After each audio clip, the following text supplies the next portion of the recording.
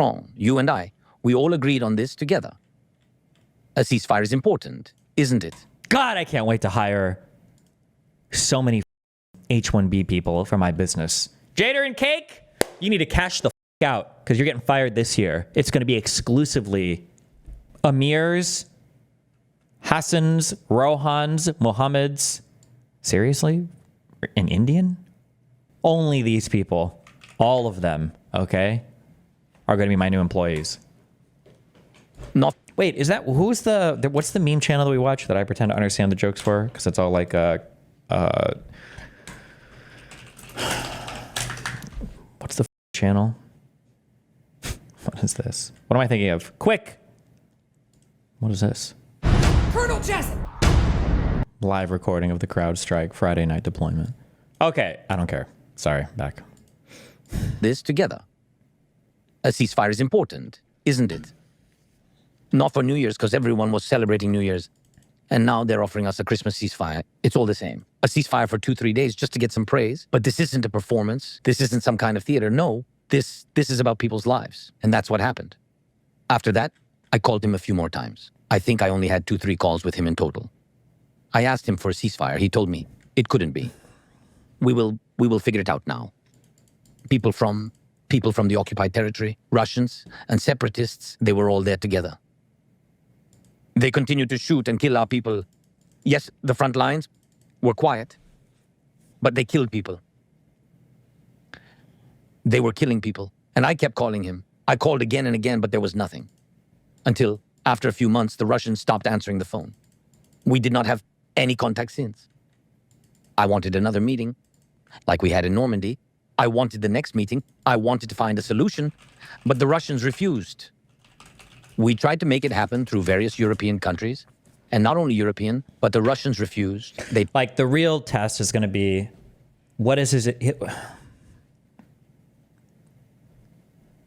There's something that, God, I read that one thing and it's like, it's lived in my mind forever. And I understand this so much better now. The ground that you meet for a conversation on is so, I don't want to say it's not subversive. It's not, it controls everything in such a hard to understand way that like, if I'm bringing you to a conversation and the assumption is like, you guys are the one that need to find peace. You guys are the ones that are kind of like provoking the war. You guys are the one that like need to figure out how to end this. Why does it start there? Why is it not Putin's failures or Russia's failures to avoid war? Why is all of the agency placed on the victim here, the defender, right? But who knows, maybe his conversation with Putin will be... passed along some kind of bullshit, made excuses. They didn't want it. Meanwhile, they were sending their snipers. We had evidence, living proof, even video evidence, because some of them were captured back then. Those were the snipers in training. They were training them. And later those snipers operated in Syria and Africa. These snipers were training in our country, in the East. Like, one question I would have is like, were you ready to die for Ukraine? Like, were you planning on, or what was the conversation like? Were you expecting to be executed a month into the war? Because my understanding, I could be wrong, but in the first couple months of this war, when everybody expected Ukraine to fall in 2 weeks, I don't think he ever fled Ukraine, right? I don't think he fled Kiev at all, right? I don't think he did. Didn't he? He was just there the whole time, right? Against an enemy to where... like, would anybody have even judged him if he would have left? Like, Zelenskyy flees Ukraine into Europe. I don't even know if anybody would have been like, wow, what a loser. Like, I think it would be like, yeah, obviously he's fleeing. It's fucking Russia's going to take over his fucking country. Yeah, and then there was the, because I think the U.S. offered to evacuate, and then there was that headline, Zelenskyy refuses, U.S. offered to evacuate, saying, I need ammunition, not a ride. Because I think he said he needed more shells or something instead. This is no ordinary scallop. Distinguished by its juicy texture, deep umami flavor, and elegant finish, this... Like, these are the kinds of people that, our country is supposed to exist for. Like, we are the most incredible force multiplier, or should be, for these types of people. And we failed to answer our call for that. Good morning, Ukrainians. Currently, there are a lot of games appearing on the internet, like that I'm asking our army to put down arms and evacuate. So I am here. Like, how do you even, like, it's such a propaganda war that Russia somehow still won. How are you as an American, like, how dare you spread the propaganda pieces about Zelenskyy and his wife are shopping in New York, right? Where are Putin's videos of him being on the front line? Meanwhile, Zelenskyy is like daily filming videos in places that people don't even know if it'll be under Ukrainian control in 2 or 3 days, or places that are actively being sieged or bombed, or attacked or infiltrated with assassins, or like nobody knows anything. And Zelensky's out here like posting videos of all this shit. Meanwhile, here's a question. Did Putin flee? Putin never fled Moscow when Petrovsky, I'm just putting random fucking Russian sounding syllables. Who's the meme guy? Did he flee Moscow when that guy was going north? Did he flee? He did? Like, that's unbelievable. How unbelievable. Did he actually? Putin flees Moscow.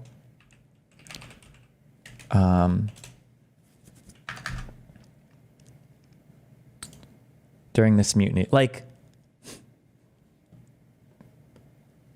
unbelievable. He flew to St. Petersburg. Unbelievable.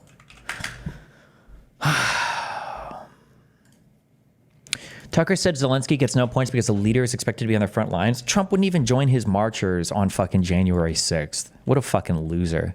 God, our country's so fucking pathetic right now. Ukrainians were living targets. They were shooting from the other side, killing people, women, people, children. They were shooting. It was a hunt. By the way, it was in the Russian-speaking region, in the east, where, according to him, everyone is speaking Russian. That's where they were shooting, where the situation currently is the most tense. They killed people. We sent this information, sent pictures. We sent them to the UN, sent them everywhere. We worked very hard, very persistently. I met with everyone. But who thought of Ukraine back then? They didn't notice it much. They didn't pay much attention to Crimea being illegally occupied either. And to be honest, the United States of America too, everyone was somewhat silent about this issue. That's how it was. It was like that before a full-scale war. I want to ask you a question about the ceasefire. For example, in Mariupol today, there are American and Ukrainian journalists.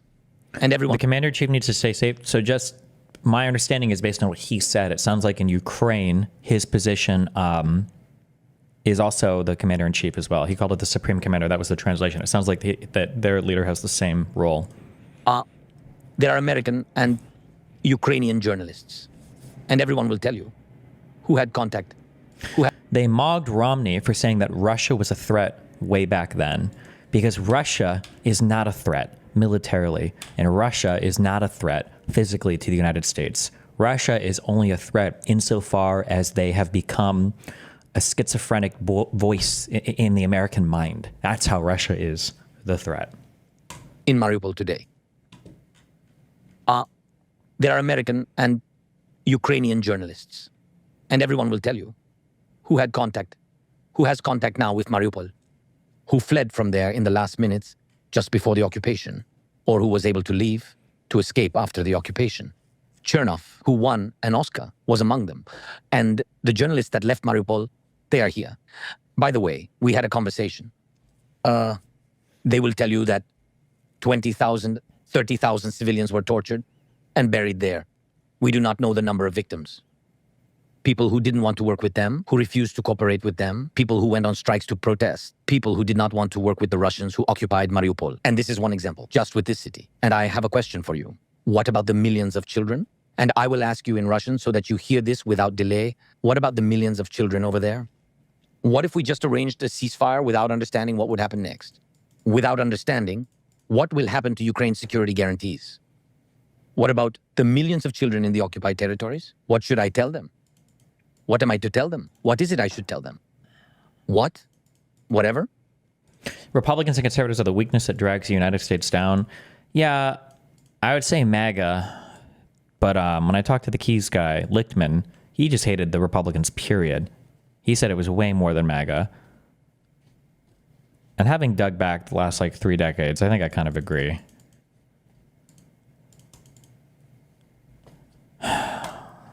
Hey, all of you over there, See ya. And those tens of thousands of people buried there, is that what we want? Are we ready to forgive them for this? We must at least take the first step. If this is a ceasefire, we must know that there is a security guarantee for the part of Ukraine under our control. We need it so that he will not come back.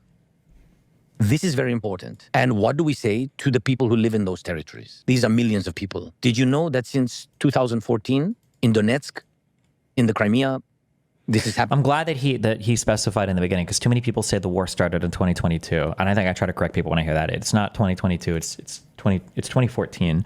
And then Anna corrected me, and I won't make this mistake again, because I also say the civil war in the Donbass. It wasn't a civil war in the Donbass. It was always a Russian instigated war. I shouldn't even say civil war in the Donbass. It was always a war in the Donbass instigated by Russia as well. Happening in 2014 in Donetsk, in the Crimea. This is happening in Melitopol as well, as in Berdyansk now. They are making all these kids of drafting age go and fight. And if they don't go, they will be killed. Do you understand what's happening?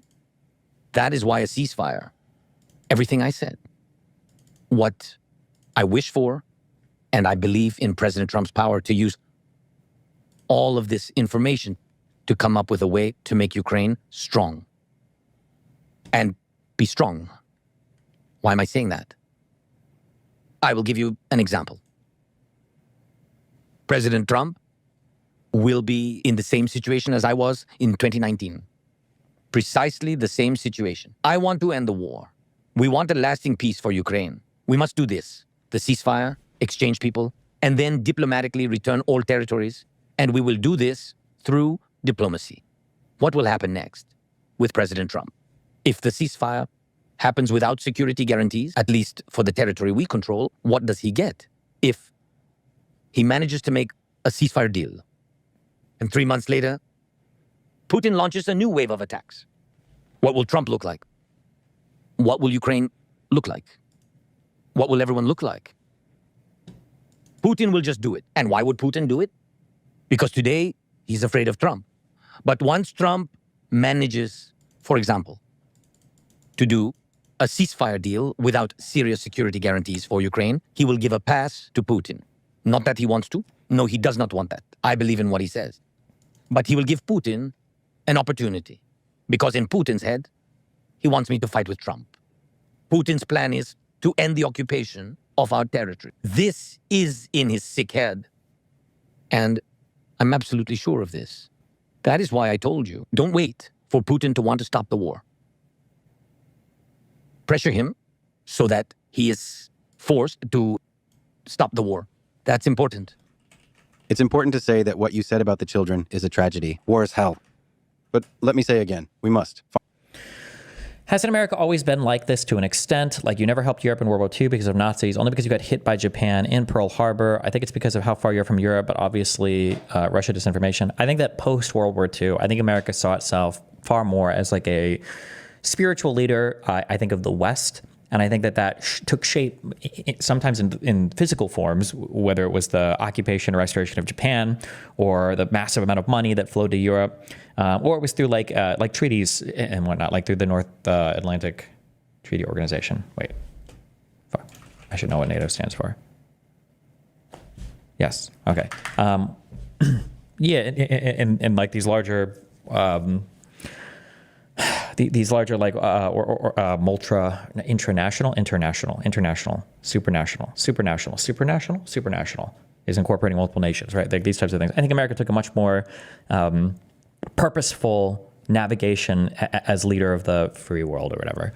But I think that the answer, or I think that the issue right now is like when you listen to people talk about the United States, when you listen to people talk about Donald Trump, I think the issue is that right now, and I think unfortunately this is true, nobody really has an idea of what America stands for or what America wants. You always talk about America now as a country to kind of be manipulated or used, or Trump is like this empty vessel to fill your own desires with, to try to like move him in a way that like if you were to ask like what does Trump view America's role in the world as? Nobody, even MAGA, wouldn't have an answer to that. I don't know what the fuck. I don't know. How does Trump see America in the world? We truly have no idea.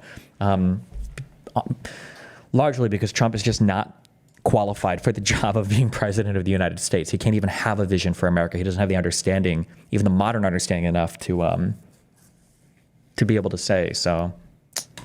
Forced to stop the war. That's important. It's important to say that what you said about the children is a tragedy. War is hell. But let me say again, we must find a path to peace. There is one. What is it? There is one. Before ceasefire, strong Ukraine. Strong Ukraine's position? Yes, we can speak about it with Trump. For me, we can speak about security guarantees. This has been a second thing that Zelenskyy, or he's brought this up a second time. I don't think this is a real quote. I doubt this is a real quote, but there's that picture of the democracy is two wolves and a lamb voting on what to have for lunch. Liberty is a well-armed lamb contesting the vote. I don't know if this is a real quote or not. I doubt it came from it. This is saying it's fake. But you can't negotiate from a position of weakness because you have no leverage. This is realpolitik or whatever the fuck you would want to call it. Like you need to be strong. You need to be able to negotiate from a position of strength. And this idea that Ukraine can just roll over and negotiate as a defeated enemy and accept, because at that point you're basically doomed to accept whatever terms you're offered. There is no, and Russia is not a country that's going to give you a great deal of leniency in those negotiations if they feel like you're in a position of weakness as well, right? I did with Trump. For me, we can speak about security guarantees, but a quick step is NATO. A partial membership, NATO. Yes, I understand. I understand Trump's feelings about NATO. I heard him. He's thinking through all of it, of course. But anyway, yes, NATO is a strong security guarantee for all the people, for us. Part of security guarantees. The second part is the arms aid package, which we will not use. If a ceasefire works, nobody will use the weapons. For what? But it has to stay. But with all due respect to the United States and to the administration, not like before. I don't want the same situation like we had with Biden. I ask for sanctions now, please. And weapons now. And then we will see. If they start it again, of course, we'll be happy if you'll give us more and you will stand with us shoulder to shoulder. Of course, that is right. But it's different when you have weapons. Putin wouldn't have been able to occupy so much territory. It was very difficult for us to push him out. But we didn't have weapons before, and that is the same situation. It can be the same situation. I wonder how much of this could have been avoided if Obama held the line. I'm not sure how hard he'd have been able to push against Putin in 2014, though. I doubt it all. Obama just had nothing. There was just no leverage at that point. Iraq and Afghanistan had destroyed us. The Arab Spring and then the Syrian civil war and the refugee crisis that resulted. I think the entire world was burned out on. I bring up Iraq and Afghanistan quite a bit as undermining U.S. foreign intervention. But truly in Europe, it was the Syrian refugee crisis, I think, that shook all of you. I don't speak on that one as much, but I think that the refugee crisis after the big Arab Spring, I think is a thing that changed a lot of Europe's views on the Middle East and probably also soured a lot of Europe's views on American foreign intervention as well. That was a hugely influential thing, I think, in a lot of European politics that would follow for the next decade. I'm just sharing this with you. Like I said at the very beginning, I want to be very honest with you and with your audience. Yes, it's true. If we do not have security guarantees, Putin will come again. To make it clear, let's describe. The idea that you are speaking about, I would like to offer you other ideas too. But right now, your idea is that NATO accepts Ukraine minus the 5 regions of Luhansk, Donetsk, Zaporizhia, Kherson, and Crimea. How unbelievable. Just so you understand the situation, the invitation to NATO is legislatively issued to Ukraine. So to us, all those territories are still Ukraine.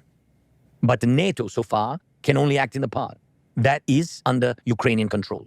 This can be negotiated. I am sure about that. Yes, this would not be a great success for us, but if we see a diplomatic way to end the war, this is one of the ways. So it is. That is a start. Secondly, weapons, arms aid package. I'm not ready to discuss this publicly right now. It's all written down. And President Trump might have seen it or not, but we've got no secrets from him. Yes. So, but mostly it depends on the willingness of the United States, because some of it will come from the EU. Would you support more regulations on TV news to replicate the impartiality of the 50s and 60s and prevent misinformation? I would have like 15 years ago, but it's too late now. Now the battlefield is on the fake news media. You have to be out here and you have to fight it. I think it's like a war now. It's too late to just regulate all the misinformation and lies away. You have to get more academics and more people involved. Some from the United States, of course, together. So not just from the United States. No. We need unity with this package. So the package and sanctions. Yes, sanctions. But I think it's in the interest of all the smart people to not have Russian energy on the market in general. So he has to stop it.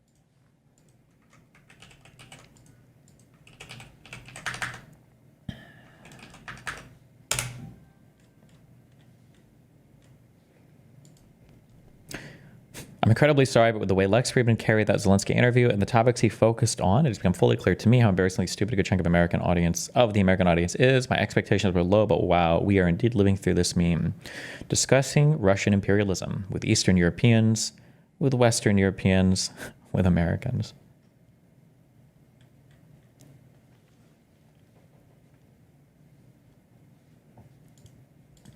That's all.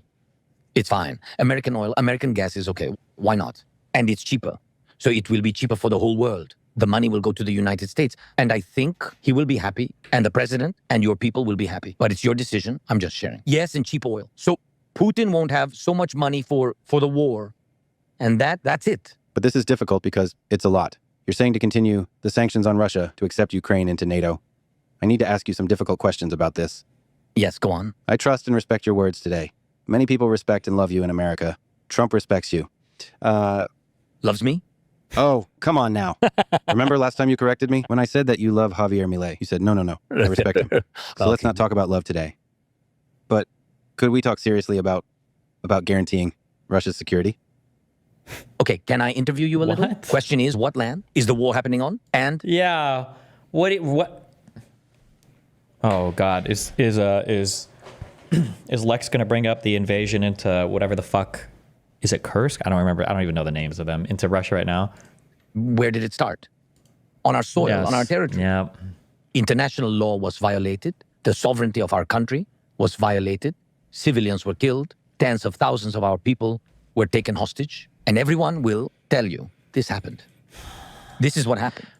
When I speak with the Global South, which is trying to balance the two sides because of the history, because of their roots, and because of their shared economic interests with Russia in the past, and now, of course, when you talk to them, they are speaking a little bit like you. I mean, they're balancing a little bit, a little bit in between, but we will work on it. Yeah. It's our first meeting. During the second one, you will be more on our side. Yeah. But it's just You're very convincing. We will see. Very charismatic. Yeah, Do you think Lex is genuinely pro-RU or just brain rotted or believes everything must be... Honest to God, I don't know. I've spoken to Lex, I mean, not at all recently, not since our bridge burning. But I mean, Lex always felt genuine to me, but bro, I don't even fucking know. I don't know anymore. I don't know about anything. But I mean, he felt genuine. I hope he's genuine. Thank you. But when I speak with them, The thing that I'll say I'll give Lex credit for doing this interview and posting it, even if I think that the doing it in Russian and all this, the extra language shit is retarded. I'll give Lex credit for posting this, for doing it and posting it. However, I will say that, and there's a thing that I've been focusing on a lot, when you fall into bad information environments, it is just so much. There is such an ecosystem for believing in bullshit that it is so hard to break out of it. You have to change, because now MAGA and the right-wing misinformation apparatus has extended to every single thing, everything, right? If I go online and I watch my favorite gym influencers, they're all MAGA, and then I go to the gym and I work out, and a girl hits on me and I fumble it, and then I go online and I look up dating advice for red pill people, they're all MAGA. And it's Jesus, okay. And then after that, let's say I'm walking home and I just want to listen to some comedians, they're making anti-Biden, pro-Trump jokes, and their audiences are all MAGA. And then I get home and then I'm loading up random, I don't know, whatever other entertainment, Joe Rogan or whatever other normal that's all MAGA. It is extended to so many different aspects of life. Like I'm driving home in my Tesla that's owned by Elon Musk, the company of Elon. Like it's just infected so much. And the idea that if I were to try to communicate with anybody in that world and say like, hey, this thing is wrong, not only am I causing some cognitive dissonance there and forcing them to reconcile with something like, oh shit, well, that doesn't seem right. When they go back to their ecosystem, it's going to be so much reinforcing of all of these bad talking points, of all the disinformation, of all the bullshit. It's so much to overcome. It's so much to overcome.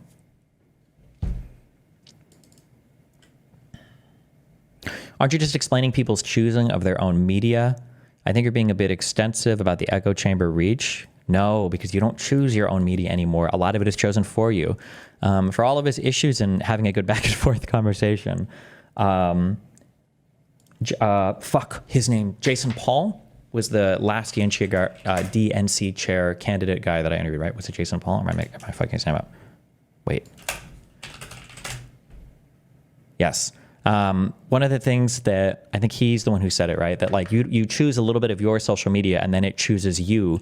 The algorithms like will feed you more and more information. You're not choosing what media to consume anymore. It's being chosen for you after you've made a couple of choices for things that'll make you feel good, basically, right? The algorithms and the AI or whatever the fuck you want to say are not feeding you things to give you a balanced view of the world. They're feeding you things to maintain your happiness so that you stay on the platform and then you click through more links on the platform and you consume more content on the platform. That's it. That's not maximizing for a truthful, honest world. That's just maximizing for things that keep you on the site for longer.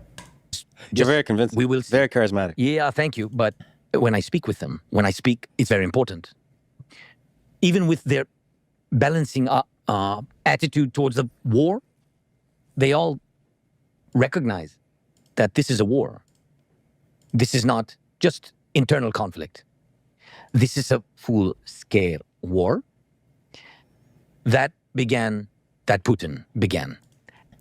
It doesn't have to just be happiness, right? The platforms can maximize for rage bait because it keeps you engaging. I think they generally optimize for things that keep you on the site, and I think that things that just rage bait or make you mad, I don't know if that keeps you engaged for as long. I think they do actually want to have you like happier on the sites or feeling better. And all of them, if you talk to them, they say, but then they all recognize that it's his own. But like, just think about how many pathways there are into the right, even self-improvement stuff, all the self-improvement guys, all of those dudes are interviewing all of the right-wing MAGA people, all of the far-right authoritarian, all the Weinsteins and all these other people, like all of them. It's just everybody now, everybody. It's insane. But then they all recognize that it's his own big mistake, Putin's mistake, and that he's not right. That's why I said, no, he's not right. And you have to begin from this. If you begin at the middle, between Ukraine and Russia, of course, we can speak like this. You are in the middle and say, okay, what's going on? There is a fight. Where is the fight? It's not the fight like in Europe, when Napoleon is fighting against somebody in the middle of Europe. No, this is not in the middle of somewhere of the planet, not the planet. They've co-opted masculinity almost entirely. Yeah, it's so sad. Like, Trump gets so much credit. Oh, God. I saw this headline real quick on my...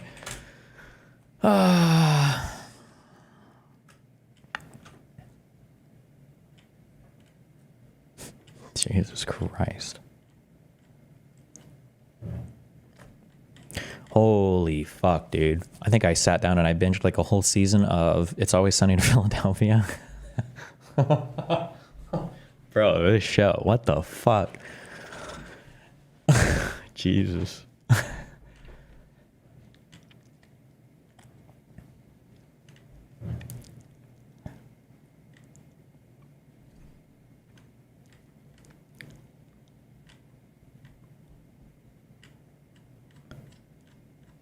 Fuck. There was a thing about the little pieces of misinformation. Oh, it was this. Which season? I don't know. It might have been 1, 2, or 3. One of them was where they were bug bombing the apartment, and Frank went in to try to get the tickets for the game, and they were in. Just this. Oh, Jesus, what a show! I am very concerned.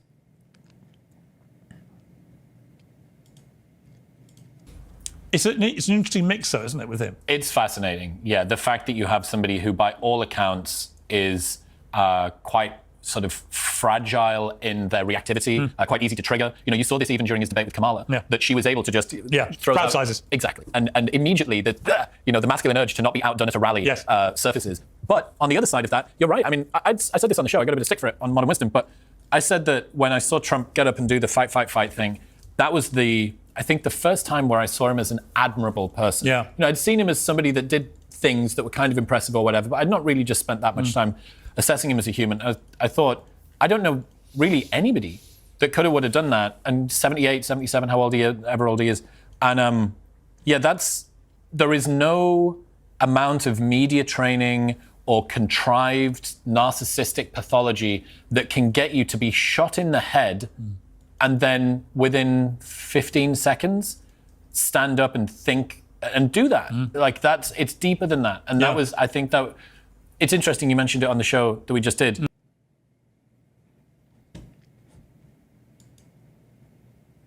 15 seconds?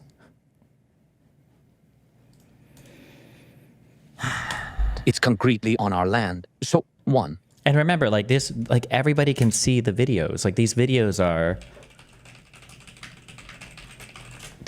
are available. Fuck, I don't want to accidentally hit an edited one. And you know, that's a little bit old. That some of them were that edited chart's down a to couple make of months it old, and if you want to really see something that said, take a look at what happened.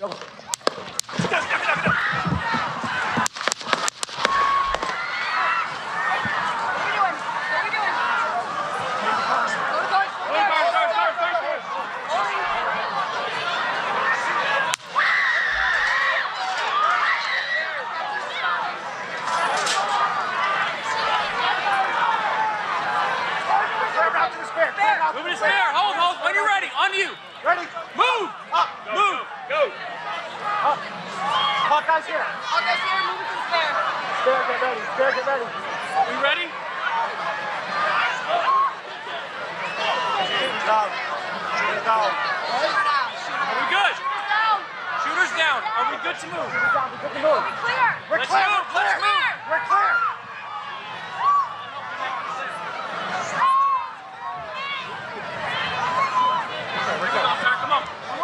Let me get my shoes. Let me get my shoes. I got you, sir. I got you, sir. Let me get my shoes, sir. Hold that in your head. It's bloody. So we gotta move to the bus. Move to the bus. Let me get my shoes. Okay, my shoes down. My shoes. Watch out. Wait.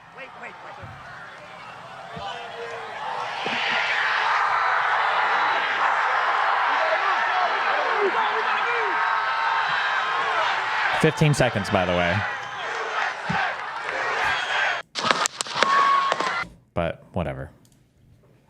Country with one army, one person came to another. That's it. It's very clear. Again, I would like us to find a path to peace. So let us nevertheless try to start in the middle. What other ideas do you think might... Oh my God. What is there was just no engagement with any of that? Or? Country with one army, one person came to another. That's it.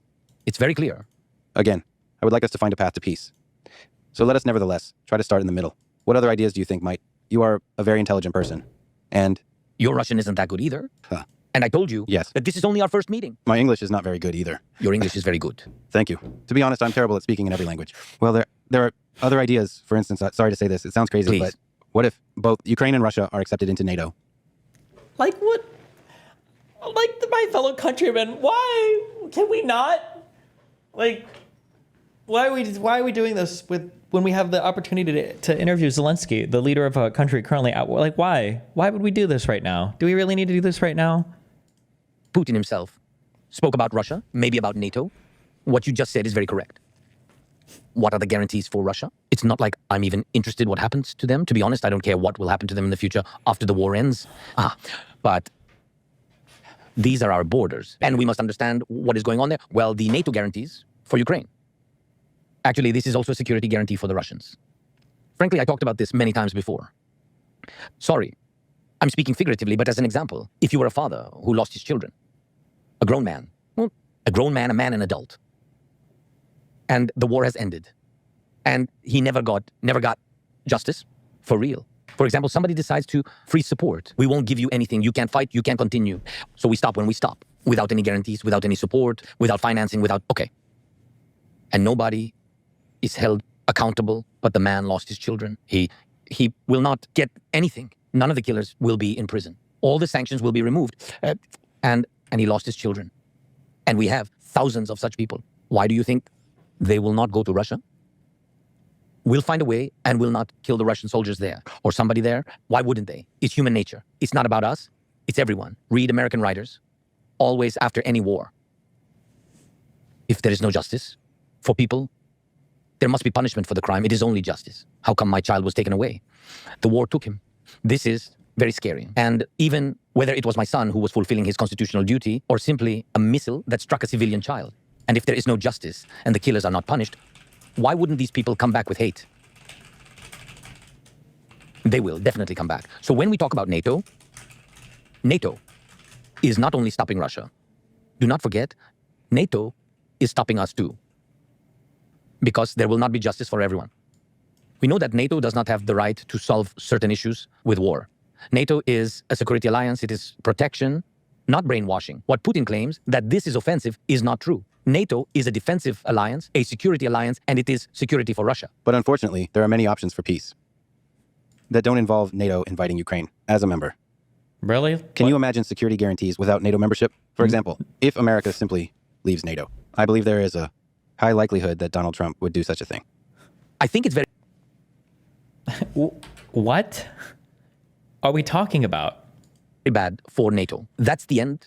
That's the death of NATO. It is a pity because I think that it's a very good alliance. Maybe not everything's good there from the bureaucracy or money, etc. But totally, countries who are in NATO, they don't fight.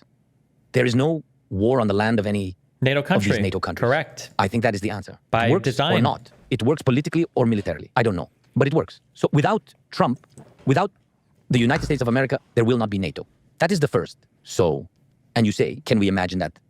That what? That there is a world where, because what is it? I should know these. I don't know off the top of my head. I think the UK and France and who else still have nuclear weapons? Like theoretically, you still have a nuclear umbrella. It's just much smaller. And I don't know what the deployment capabilities of the other nuclear powers looks like absent the United States. I'm not sure, but there is some really weak version of NATO that could theoretically still exist, but there could be security guarantee without... No, we don't need guarantees without the United States. That's it, because the United States is a very strong, powerful country. The United States puts the point. Of course, Putin said that it's just the Soviet Union, where, by the way, Ukraine was the second strong republic militarily. Yes, by the way, but he of course, always forgets about it. But during the World War II, without help of the United States, support of your troops, support of your industry, industrially, militarily, without your money, without your people, Hitler could win. So the United States helped a lot. Of course, Europe, USSR, and of course, everybody fought. Everybody did a lot. But without the United States, it couldn't be such. I don't use the word success because I think that there is no war which ends successfully, because this is a war. 7-figure losses, heavy losses in World War II, millions of people. And that's why without the United States, security guarantees are not possible. I mean these security guarantees which can prevent Russian aggression. Of course, we have security guarantees bilaterally with some countries, financing, support of our internal military and defending. Destiny, that's not the issue. The issue is that France will preemptively strike if the retirement age is raised too high or if somebody accidentally steps foot into Romania. They are insane. Security guarantees bilaterally with some countries, financing, support of our internal military and defending and humanitarian issues, and demining, which is very important, and helping our children in the school networks. By the way, this is a very sensitive point. How many? How many bomb shelters? How many bomb shelters we built with the partners for the children? And it's a pity that they are underground, but can you imagine their eyes? When they came after COVID, you understand what does it mean COVID, but they had COVID and the war, and together they didn't see each other for so many years. And when they saw each other, even underground, they were very happy and smiling. So we have such security guarantees, but it's not enough to prevent. Yes, preventive measures also work. To prevent the aggression of Putin. Your English is better than my Russian. This is wonderful. God, it gives so much energy of talking to a black person and doing he speaks so well. When a black person can speak English. Oh God. Sorry. Wait, hello? Okay, wait, my thing was glitching out. Was that glitching out for you guys, or is it just glitching out for me? My headphones being weird. Wait. The fuck? Hello, hello? Nope. Wait. Okay. I think it's just my headphones. Oh, God. It reminds me of, isn't that just Lex admitting they should have spoken in English? It's Zelenskyy. I'm not sure. I could be wrong, but hasn't Zelenskyy had a conversation or two in English before? I thought he's spoken a couple times. Haven't we seen him speak at least once or twice in English, maybe? Hasn't this happened before? You're 46 years old. Would you do your job at 81? Oh. Wow. I don't know. It depends on many things, of course. Now, to be fair, he's got the earpiece there, so maybe he's getting a live translation.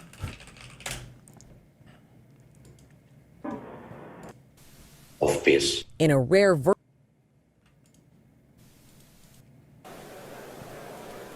faces of your Ukrainians. Oh, there's a translated one. Fuck. I was trying to be ironic, but now I can't find anything. But Zelenskyy can speak English, okay? I'm just giving you compliments. Thank you. No, no, Supposed to thank do you. that kind of thing to a president. Thank you so much. Okay. Once again, Come on. without NATO guarantees, I have a dream that, let's say, on January 25, or sometime at the end of January this year, you will sit down with Donald Trump, with Vladimir Putin, and together negotiate a ceasefire with strict security guarantees. And an agreement will be signed. What will this look like without NATO? I will make it clear. And so, first of all, I think January 25th or some other day. Well, you just call it January 25th. And I don't mind. It's my birthday. And we sit down. First of all, with Trump. We agree with him on how we can stop the war, stop Putin. It is important for us to sit down. Why do you think Zelenskyy agreed to interview with Lex Fridman, but not Tucker Carlson? They both seem pretty pro-Russia anyway. I can still chalk up every disagreement that I have with Lex. It's becoming harder, but I can chalk all of them up with Lex is in a bad information environment and tries too hard to both sides things. Tucker Carlson is a full-on anti-American Russian propagandist, like anti-US propaganda, crazy person. I just have... Tucker Carlson is just is unbelievable. It is unbelievable what he has turned into. Yeah. With him. Secondly, it is very important for us that Europe, which is very important for us because we are part of Europe. And not only geographically, geopolitically, but also in the European Union where we will be. For us, it is very important that Europe also has a voice. It's the second thing. It won't be long because Europe will be looking at us and we'll be looking at Trump. And by the way, I now see that when I talk about something with Donald Trump. You rightfully call it Russian assets in RW, right wing, but not Russian assets in left wing like Bernie, Glenn Greenwald, Jackson, and Cutter assets like Cenk, Ryan Grimm, Kyle. I don't know who you are or who you think you're talking to, but I have called out Glenn Greenwald a fuck ton. I don't believe Bernie Sanders is like a pro-Russia guy. I think he's pretty pro-American. Jackson, do you mean like Jackson Hinkle? Absolutely. Cenk, I don't know about him. Ryan Grimm is highly questionable. Kyle Kalinske just has bad foreign policy takes. Tulsi Gabbard is fully purchased. Actually, I really can't tell for Tulsi Gabbard. Tulsi Gabbard is one of the hardest to tell people because she is so fantastically moronic that I actually don't know. Like anything is possible. Anything is possible with Gabbard because she's just so stupid. Like unbelievably stupid.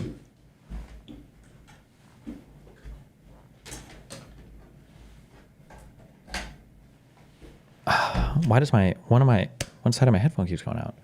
I don't know why.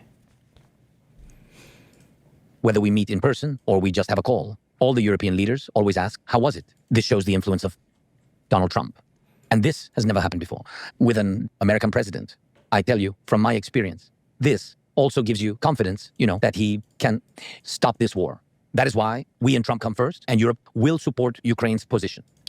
I don't think you'll like this, but I think Lex genuinely wanted to be your friend. You could have been part of his information landscape, rebuild the bridge. I mean, I don't know. Maybe I can text him or figure it out. It's very, very challenging dealing with these types of people. I had a huge argument with a friend who was very critical of me during the exploding firefighter arc. And I remember that we talked for a while and they were like, hey, I think that the way that you're approaching right wingers is not okay. Like, it's just too aggressive. Like, you were making so much progress in terms of appealing to them, blah, blah, blah. And I remember asking this friend, I was like, hey, how many conversations have you had like this with people on the right? Have you ever talked to a right wing friend or somebody in your camp and said, hey, maybe we're a little bit too harsh on people on the left? Dead silent. Every single time. Yeah, I don't know. Well, because they understand that Ukraine has every right to have its voice heard in this, because we are at war. Trump and I will come to an agreement. And then and I am sure that he can offer strong security guarantees together with Europe. And then we can talk to the Russians. That's right. Not just three of us sitting down at once. And you still talk to me like that? Do you know how? As if Putin wants to sit down and talk, but Ukraine does not. This is not true. I think that, yes, he is in fact ready to talk. Did you talk to him? On the phone or what? How do you normally talk to him? I don't know. Normally by the sea. The same as with you. He invites you to the sea with me. Just the three of us. No, one of us may.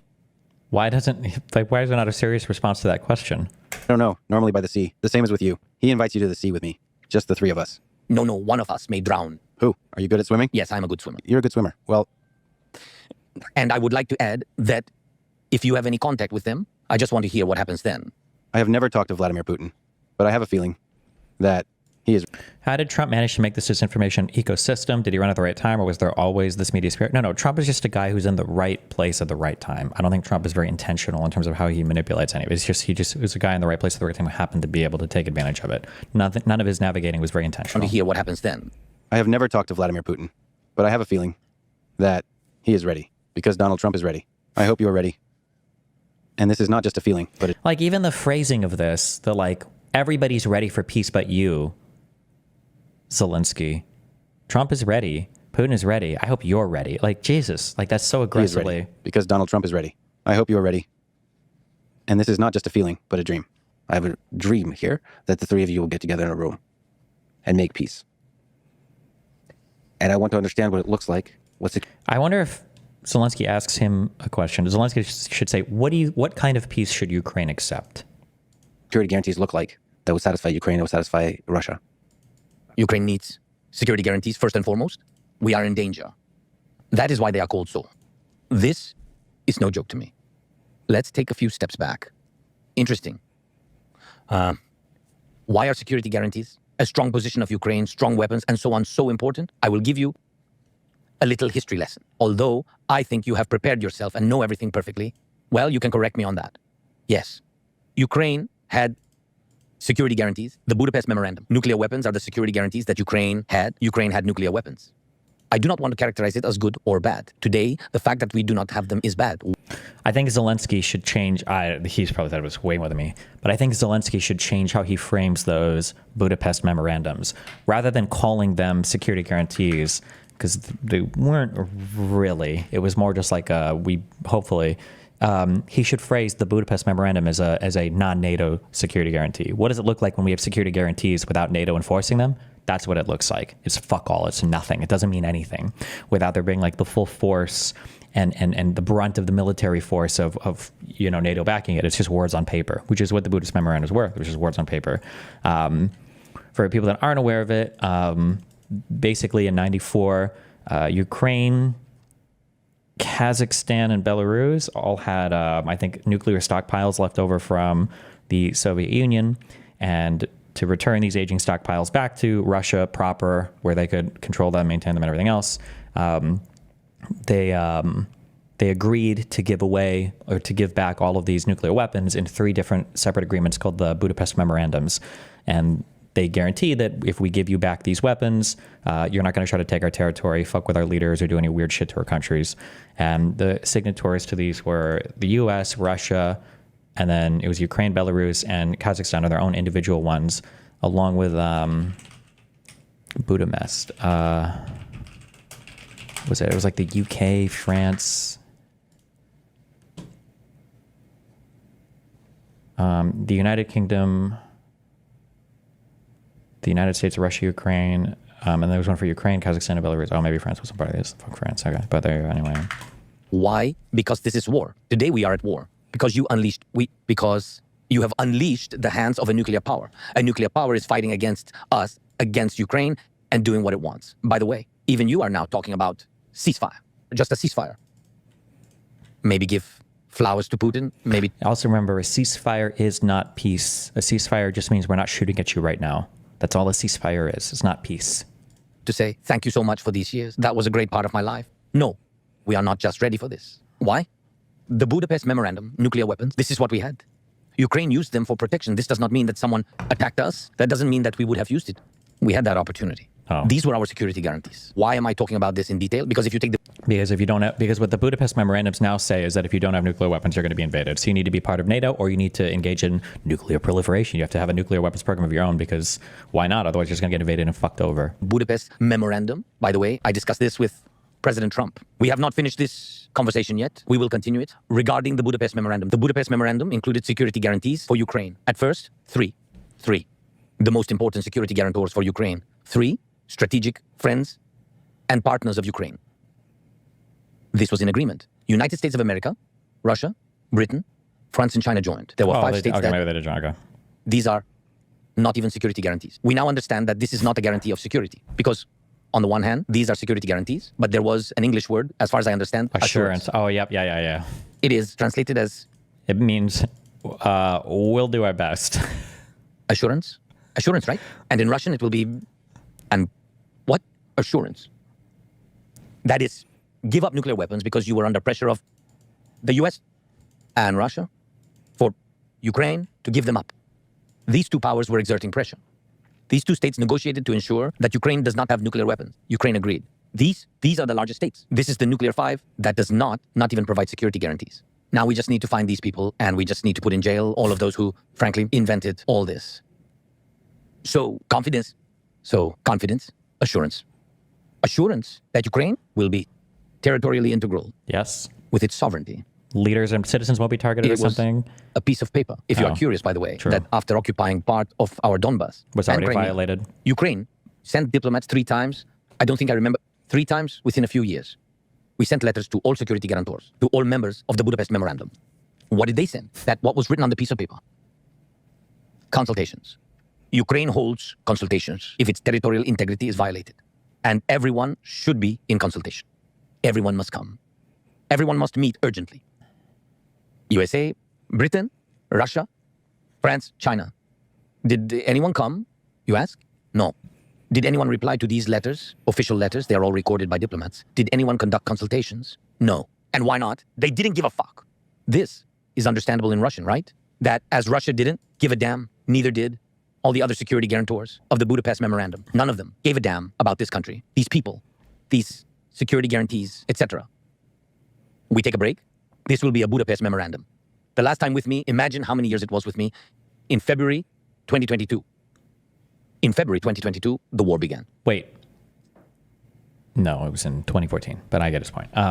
Lex likes Destiny. Destiny does not like Lex. To be clear, I can handle disagreeing with anybody. I'm fine with Lex, and I'm fine disagreeing with Lex, and I'm fine going onto his platform while disagreeing. Lex was the one that got really upset with me when my community was mean to him, and then I quote tweeted him once, just to be clear. Okay, so fuck you. A full-scale war. Letters for consultations have been sent. No one answers. Next, we are taking a break from the Budapest Memorandum. The question is simple about Budapest. Can we trust this? No. Whichever country out of these 5 sat at the negotiating table, just a piece of paper. Believe me, we will save you. No. Another. This is a train. This is a train with waste paper, with security guarantees, which Ukraine has been riding for many years. The second car on this train is the Minsk Agreements. The Normandy format and the Minsk Agreements, where it was written, where the signatories were. The United States of America was no longer there. I understand that Obama was here at the time. And as far as I know, I think they were simply not interested in what happened to Ukraine and where it was in general, where it was located. Well, somewhere there. Part of something. People, and let it be. Let it be with these people.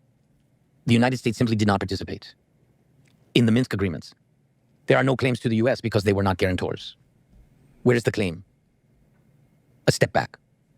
2008, Bucharest. Everyone has already learned from the Budapest Memorandum. Bucharest, 2008, Bucharest. Mr. Bush, President of the United States, Republican, says that Ukraine should be in NATO. This is the voice of Republicans. Check it out. Ukraine should be in NATO. Everybody's looking at the US, always. All in favor. Who is against? Merkel.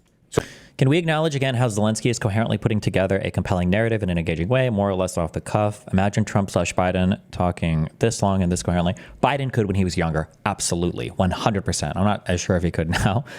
Trump just doesn't have the knowledge to do it. Putin can do it. Most leaders in the world will be able to speak like this, especially when the country is at war. Or at least 10 years ago they could. But we just, in the United States, our standards are exceptionally lower, but. So she opposes.